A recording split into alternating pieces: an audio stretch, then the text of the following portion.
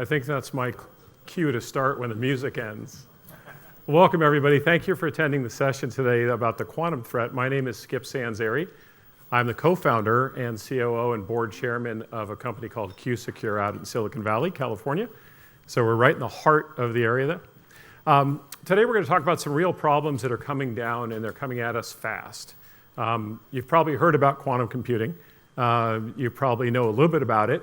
You may have heard that it's a ways away before it's powerful, et cetera, but I think I'll dispel some of that and maybe make you a little more nervous today than you might want it to have been. Hacks are occurring all the time. I was just sitting in on Tamir Pardo's session, and the MGM properties in the US, that's a casino set of properties, just got hacked in the last 24 hours. 13 major properties, casinos, were shut down. They shut off the slot machines, they shut off the ATMs, and nobody could get in their rooms electronically. 13 properties. So as we know, this is occurring all the time. And quantum is going to make it worse. Let's talk about some of the ways these attacks occur. So right now, our digital footprints are large, right?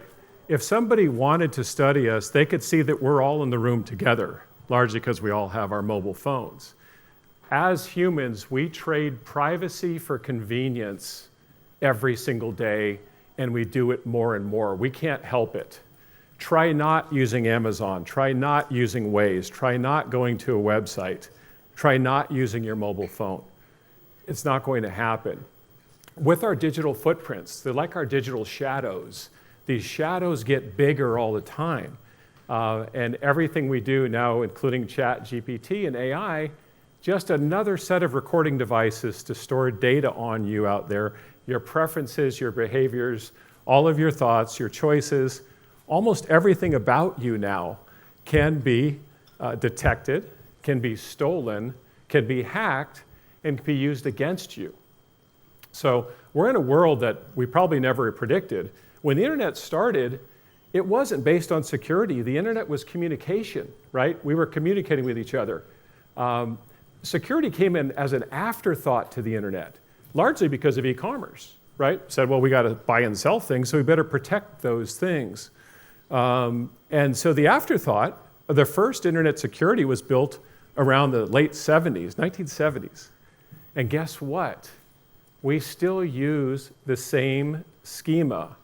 We still use the same type of encryption we did in the 70s.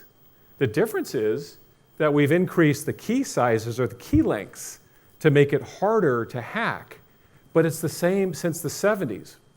Well, today we have quantum computers and we have AI. So we can't use this one-dimensional security anymore. We have to think about upgrading. So what is a quantum computer? Quantum computer is a very powerful machine. This machine works in wonderful ways and is gaining strength every day. It's really good at what we call multivariate problems. So you think of things like AI, logistics, genomics, chemistry and materials science, aeronautical design, things where you have a lot of variables that you want to process. You want to process all those at once. That's what quantum computers can do, largely due to two properties. One's called superposition, and one is called entanglement. By the end of this today, by the way, you'll all be theoretical physicists, so congratulations. We'll give you a certificate. No, not really, I don't have certificates. But theoretically, quantum computers are very, very powerful machines. Now, we're still going to have our classical machines. You're going to keep those as well. They're not going anywhere.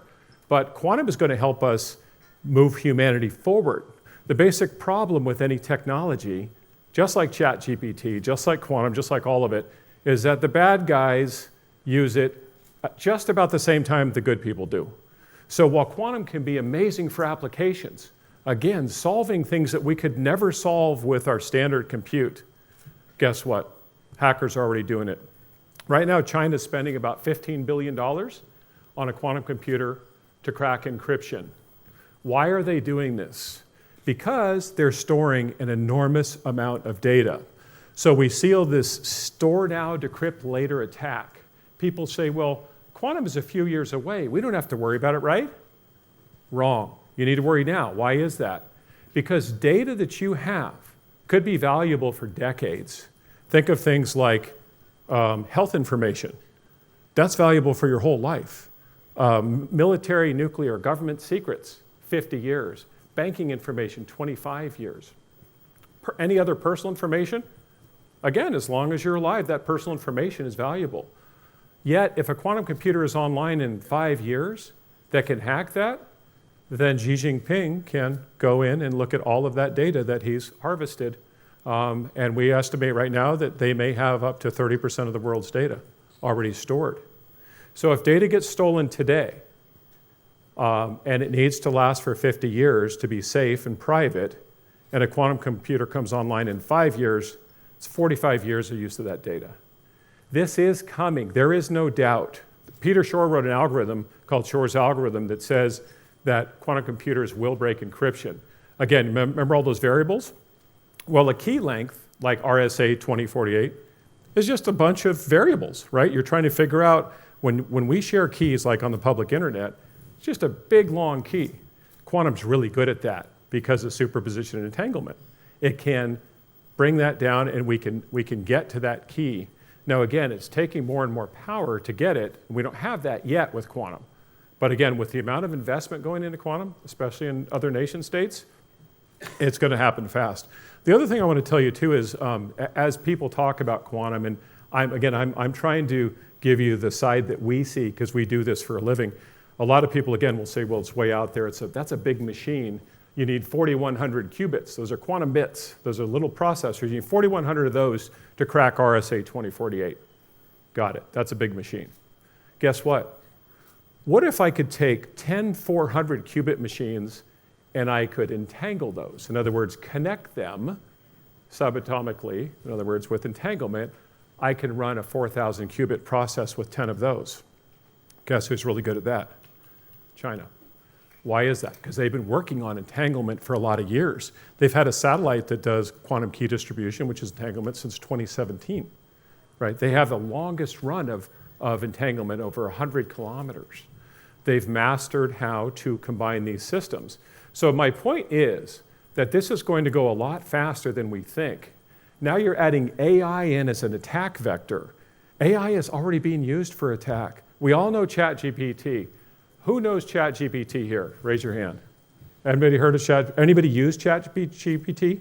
How many of you have used ChatGPT? A lot of you, right? We all have. Guess what? WormGPT, the hacker's version of ChatGPT, came out 3 months after ChatGPT came out. It took no time for the bad guys to have ChatGPT. So now impersonation, Mr. Lee, hello, Mr. Lee. If I have good ChatGPT, if I have good AI, and Mr. Lee contacts me, I won't know the real Mr. Lee from the fake Mr. Lee.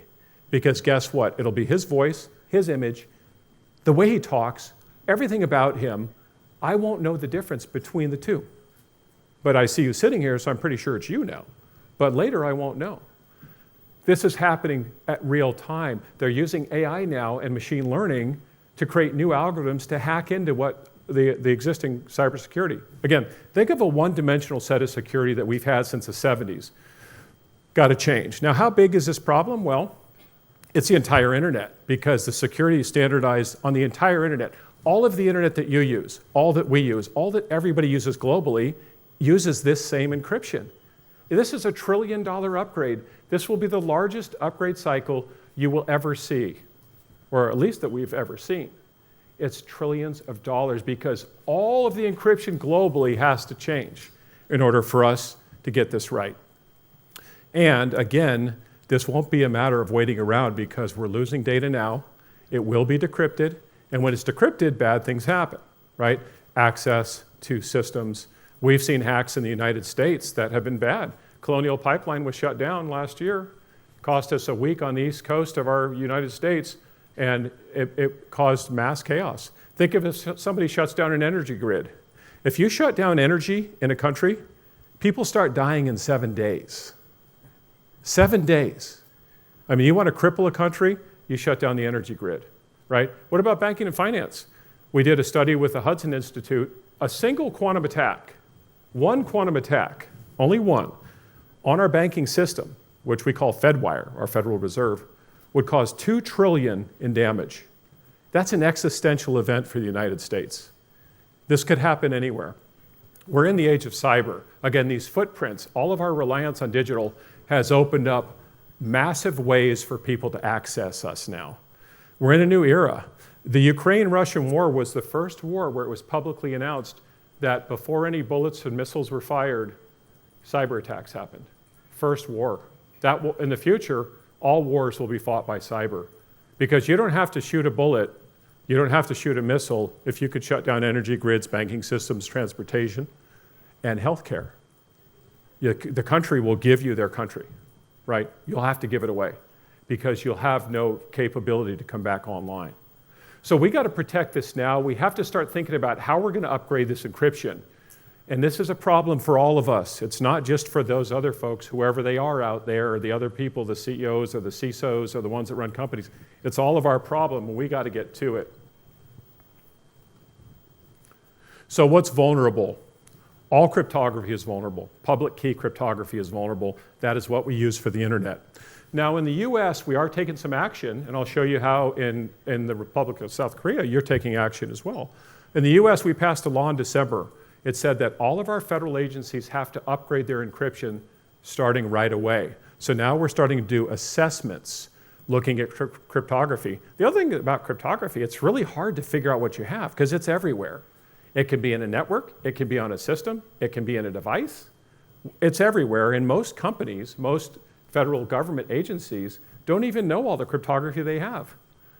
I get this, a top 3 bank in the US, one of the largest banks in the United States, we met with them, and 50% of their encryption is still the same from the 90s. It's called triple DES. It was hacked in the 90s. They still use that for 50% of their encryption. So you see, cyber has not been that big of a thing, but as these attacks occur more and more, it's becoming a big thing now. So now we in the US are mandated by law to start upgrading what we call post-quantum cybersecurity, security based for quantum attacks. Now, what are we doing in South Korea? Well, you guys have a mandate by 2035 that you have to become post-quantum cyber as well. Congratulations, that's awesome. We in the US, we have got to stick with you guys. We have to be one together. We have to share data. We have to share information. We have to share these new methods with our friends here because of our not friends just to the north of you guys, right? We have to make sure you guys are secure as well. And that's what we're here to do. We're here to share that information, and hopefully your intelligence agencies, ours, we can all work together and make sure that we can share, you guys get the good information as well. You can start that upgrade process. You can push faster and get secure. So let's walk through a scenario where, let's say, some data is stolen. Now, data can be stolen from anything. Right now, any of you with about $500 worth of hardware can listen in on satellite signals. You could store those satellite signals from any satellite right now. It's open air. They're just coming down from the air. Now, they're encrypted. However, if you're just storing that waiting for a quantum computer, you can take all that data in from all the satellites, Starlink, Intelsat, I don't care what you want to do, take it all in. You're going to store that, and you're going to wait to decrypt it. Now, if you simply, and we did this, I'll show you how we did this, but if we take that encryption, we change it to post-quantum, we add in new algorithms in that encryption, now if that data is stolen, can't decrypt it even with a quantum computer. Everything stops.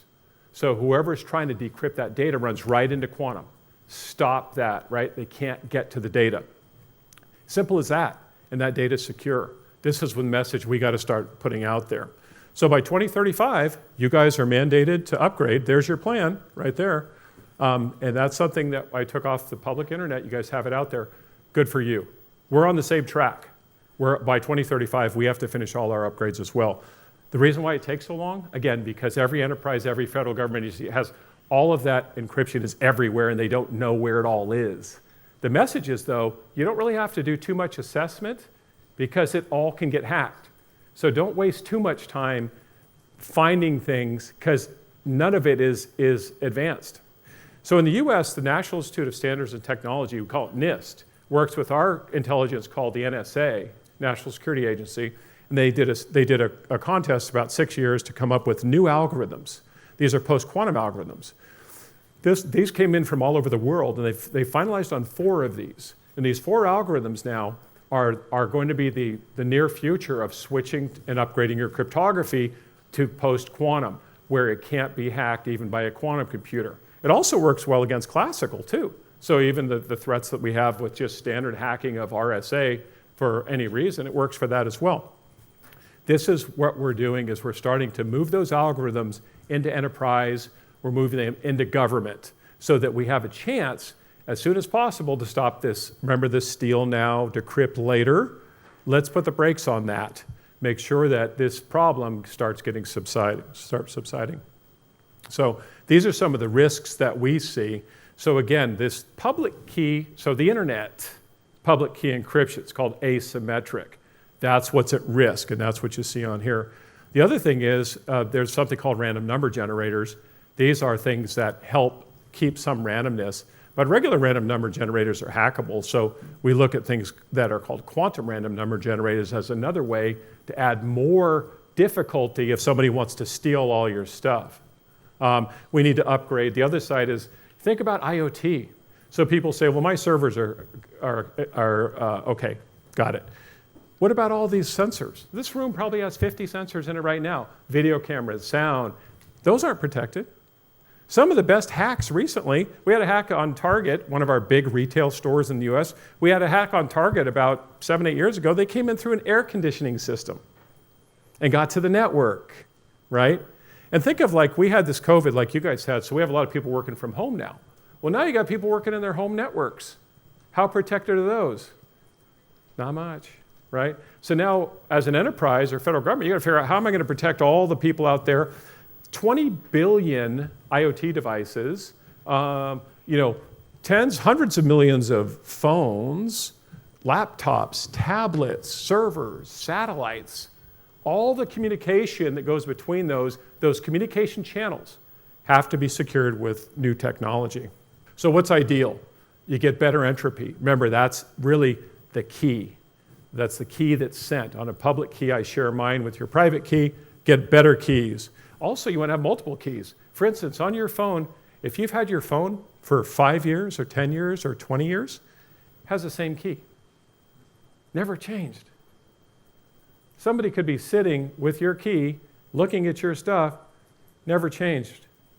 You got to rotate keys. You got to think about putting multiple keys in, right? Have them change all the time. So if somebody gets one, they come back in later, it's a different key, right? So this is called using multiple keys. Post-quantum cryptography, these new algorithms, use the new algorithms there, make sure they're there. And then this is a big one, so I want you to pay attention to this. It's called cryptographic agility, okay? Remember how we talked about RSA and this public key stuff? It's all the same. Same schema, same format, everything's the same. But with the new algorithms like NIST has come about, there's 4 of them right now. Now, we expect some of those to fail. We expect them to find new ones as well over coming years. Nothing's going to be, but you have to have your networks, they have to be agile. You have to be able to switch those cryptography on the fly, right? Again, AI is going to come in with new attack vectors. Quantum is going to come like just a freight train right at us. You've got to be able to change your encryption. You can't just say, I'm relying on that stuff from 50 years ago and it's good, right? Thumbs up, we're good with that? No, you've got to change it. So cryptographic agility, you're going to hear that term a lot. If you're looking at this, cryptographic agility means switch that cryptography on the fly. If something goes down, let's say one of NIST's algorithms like Kyber gets hacked, switch it right away to Sabre. Switch it to one of the other 3, right? Cryptographic agility. Because why? Because AI is going to make a mess of that, because the hackers are going to use it to get smarter. They're going to attack things, and you've got to be able to change your cryptography, not leave it the same. Because if we know hacks are coming, and we've got a pretty good sense, we work with a company where we've got a view out. We can see 2 years out, a year to 2 years on what's coming down the line hack-wise. We can already have people changing cryptography well before that. And you got to change. Anytime you need to change, you got to be able to change. Right now, it's all static. All the cryptography is stuck. It's the same. Got to change, right? Got to get that stuff changed out. This gives you kind of a little bit about orchestrating. So one thing is that when you think about it, right now cryptography is spread all over the place. Again, you have some in servers, you have some on the network, you have some on satellites, you have some, maybe some in IoT, probably not though. Again, even with IoT sensors and things, they don't put any security in those things. It's a product first, right? They want to build the product. They're not working on security. But you think about it, got to secure all of that stuff, but you need a way to orchestrate all of it. And so this is what you got to think about moving to, is being able to orchestrate your encryption. Right now, people don't have control over the encryption. If you have 100 types of encryption, you got 100 different systems to try to figure out how to change that, right? Your servers in one data center might have different encryption than your IoT somewhere else, than your mobile and edge devices somewhere else, than your satellites somewhere else. You can't go through everything and go, okay, there's an attack. Let me start my 100 things. I'll start with one. Okay, I got that done. I got to take a few months to do the second one. You got 98 to go. You got to think about being able to use a system where you can go out, get that cryptography changed, change it up, right? Ideas, a couple ideas on how this can be done. So think about using encryption where you could take these new algorithms, get them out to your phones and laptops, to your edge devices. Secure those channels right now, right? If you could secure your phones and your laptops and your tablets, that's a pretty good thing, right? I mean, you're putting quantum security on top. The other thing is, you want to do, and this is just our thing, so I'm not trying to push QSecure, but backwards compatibility, leave the encryption in place, put the quantum on top of it, okay? So you got your existing encryption, add the post-quantum on top, so you have double encryption. That's the idea. Okay, that means that you don't have to change it out. And if for something fails, you always have another set of encryption there. This is the way to go. It's the best method to make sure that you can change your corporations, your federal agencies, get them so that you can do this easily. Because we all know with big companies, you can't do a lot of change. It doesn't work, right? You go into a big company and say, well, we'll get this in, but we'll just switch all that stuff out. I mean, they'll kick you out the door, right? They'll just tell you to go. You got to go in and say, leave your stuff there. We'll just start the upgrade process. We'll add the quantum on top. Let's add it on. And eventually you'll switch it out, but not for a while. This is an example of like an interface and how you can change cryptography. So up there, this part you see right here, these are 4 of the algorithms, and you can change those with a drop down. So again, thinking about being agile, so you can say, I want to use this today, but wait, I just heard from NSA that got hacked. I got to change it to the other one. Or there's a new type of AI attack coming. It's going to break that thing. Let's switch to a third one, right? And the other side is you want to look at key sizes, because again, a key size is just how many characters is really securing that. So the key strength is like if you have a lot of characters, like 2040, RSA 2048 has a lot of characters, right? It's a long, long string of characters, right? Trying to figure out how to reverse that number. Well, you want larger key sizes. Sometimes you can't have a larger key size, like with IoT. You can't make that too big or you'll never get the data back and forth, because that little IoT device can't process anything. So you got to think about how that's going to work as well. This just talks about some of the different areas. Here's an idea of an architecture of, again, you're securing edge devices. So one is getting all your edge, the other is getting your server secured, making sure that those are there, and then even things like satellite and the rest of it. So the message today is making sure that everybody walks away with the quantum threat. The quantum threat is real, and it's now largely because the data is getting stolen today, right? So if you think about that, then that makes it a today problem. Now, tomorrow we'll have other problems, but today we have to think about moving as fast as we can to get everything secure so that you have the best possible chance against any future hacks or any future issues. And that's what we're here to talk about today. Now, I'll give you a couple other things. Some people talk about, well, what about the data at rest? Like, so we actually work on, at QSecure, we work on data in transit. So we're working on communications, everything going across fiber, everything going across Wi-Fi, everything going back and forth to satellites through the air, or through microwave devices. That's what we work on. Data at rest is different. That's data sitting in a database. Now, we don't do that, but the NSA and our National Security Agency has said that the existing encryption on data at rest, we use mainly the standard is called AES. That's pretty secure against quantum at this point. So they're not recommending you upgrade your data at rest today. But your data in motion has to upgrade because quantum will take that down.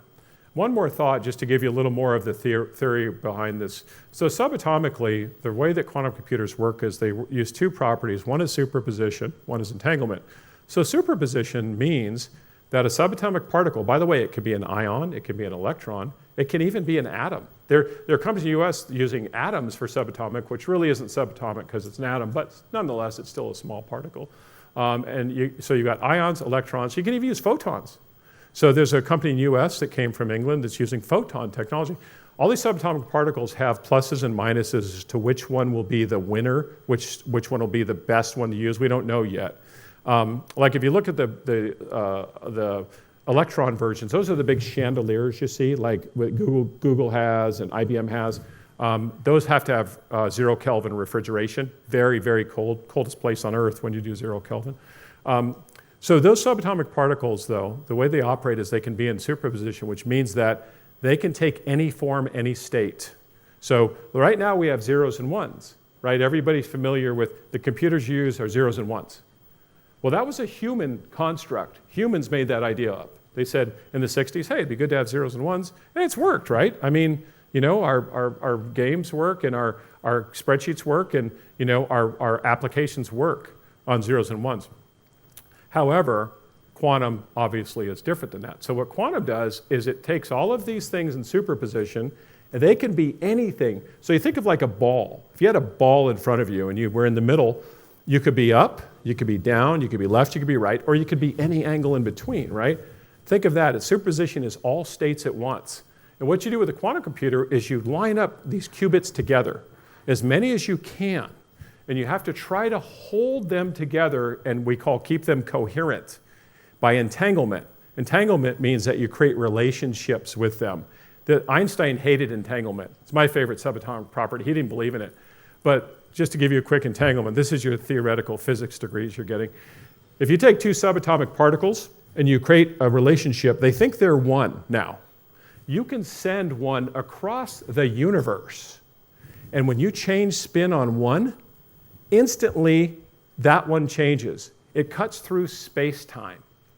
And this is real, right? This is real stuff. This is how these systems operate. So we take these subatomic particles, we entangle all of them, and then we run a process. So think if you're going to go through a maze. If you go through a maze, you go up, you go left, whoops, I ran into a wall, got to turn, go right. Okay, got that. Now I got to go left again, whoop, a wall, I'll go up here. You're going through a maze. Think of a quantum computer, goes through the whole thing at once. That's why it's so fast. It's able to process. Think of AI, if anybody deals with neural networks. Neural network, you know, in AI, you go out, you grab a node, you bring it back, you analyze it. Go out, get another one, bring it back, analyze it. Quantum computer, do it all at once. That's why they're so powerful. I mean, they could really change our lives. So subatomically, these things operate that way. What that gives them the power to do, it gives them the power to handle, again, the more of these qubits you can hold together. Now, they're very fragile. Noise, we call it noise, but it constitutes heat, radiation, vibration, disrupts them. They don't stay around long. These particles come in and out of existence, believe it or not. They go into they disappear, nobody knows where they go. Some other dimension, I don't know. But these particles, right, if we can hold them together, even for a few milliseconds and run a process, you've got immense power. And that's where our adversaries are headed. They want to line all these things up, run that process against a key, get that key, now they've got all your data. That's the threat. That's what we're up against, and that's what we have to try to solve.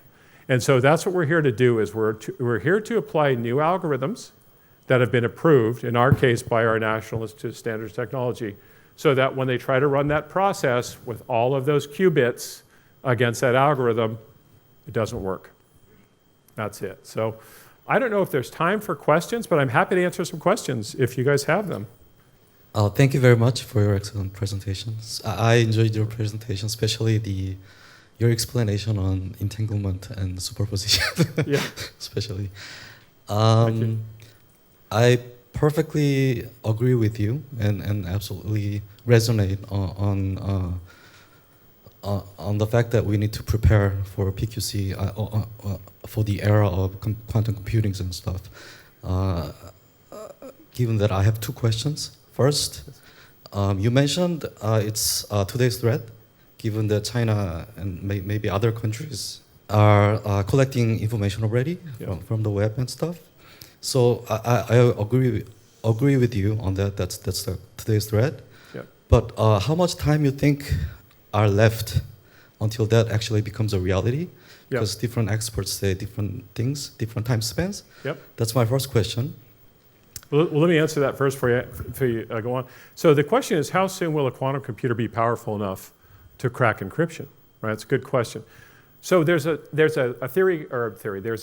thought called Q-day, quantum day, the day when quantum comes online. If you've all seen Terminator, right, the day when Skynet goes online. So the day when a quantum computer will break encryption, right? Good question. I don't want you to think of a day. I want you to think of a time period. Because just like I told you about that top 3 bank that's using encryption from the 90s, triple des encryption, guess what? They're going to start breaking the weaker encryption first. Now, when RSA started, it was started at 512 key strength. Now it's 2048. But there's still a lot of 512 key strength out there. So the Q day or the Q time period is going to happen as they start breaking down the weaker encryption. Now, the 2048 will be the hardest to break, right? That's going to be a little ways away. But they're going to break the easier stuff sooner. So here's the answer to your question, my long-winded answer. If you ask our intelligence agencies, they think 2 to 3 years. If you ask kind of standard, people say 5 to 10 years. But again, when you have a concentrated effort like some nation states have, where they're putting billions and billions into a single computer to crack RSA, all bets are off. And by the way, add in AI, add in classical and hybrid combinations, add in things like there's a concept called QAOA. China's put out 2 white papers already with math that says they can break RSA. Now, there's some debate as to whether or not people think that's a real scalable model. Doesn't matter. They said, we're going to crack RSA. We're going for it. It's public. You can get the papers on the internet. And the math's not bad. Some people, again, the problem is this is an existential event. The prize is huge. The prize is global domination for whoever gets quantum online fast enough and has the worst attitude to go and hurt people. It's an existential event, folks. This is not real. And I know it's hard to believe because we've all, you guys have a wonderful country here. We have one as well. It could completely get disrupted if somebody wanted to mess with it. And the other thing is, these bad nation states are going to share technologies. So anyway, I'd say 2 to 10 years. Both of those are inconsequential when it comes to what's stolen today. But that's kind of what we're hearing out there. Second question, yeah. Do you have any data on how much portion of the data is actually valuable information, given that a lot of data being transferred over internet today are mostly trash? Yeah. And my question was, would it be practical to save all that information?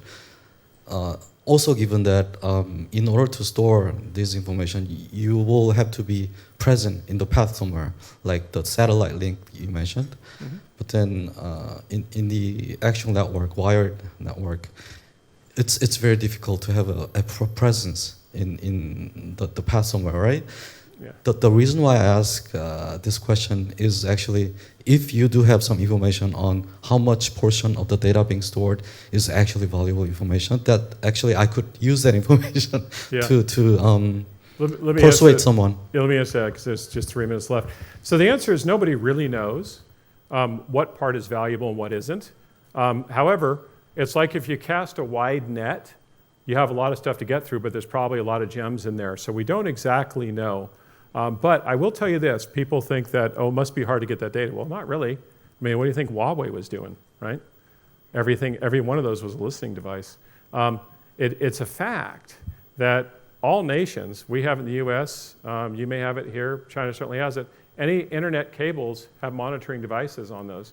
So we have big hubs that come in through the US, as other countries do as well, like China. They're listening to everything. Basically, when listening doesn't mean listen, it means capture, right? That data flowing over there probably has a lot of junk, a lot of who cares, but it has a lot of information, a lot of TikTok. I mean, look at TikTok, right? You got every preference, every thought, every buying decision, everything about yourself, and you're in TikTok, and you're just rattling away, on what you want, and create a persona on you and do something with that. So it is a fact. All of that is being captured, and it will be. The other thing, there's a book called The Wires of War. If you ever want to read a good book, The Wires of War was written by an ex-Google guy, and guess what? Nobody knows. Nobody knows how internet traffic is routed. Nobody. So you may think, you might send something to a coworker that's routed through Australia or China. No one knows because no one has mapped it. So you see what I'm saying? If we don't know where all this data is going, we don't know which, into which countries and out of which countries, what do we have here? We have a lot of questions. So maybe, it says, please wrap up my session to give me hints. Okay, one last quick one? We're good? Okay. Well, anyway, I want to thank everybody for listening. Hope it was entertaining.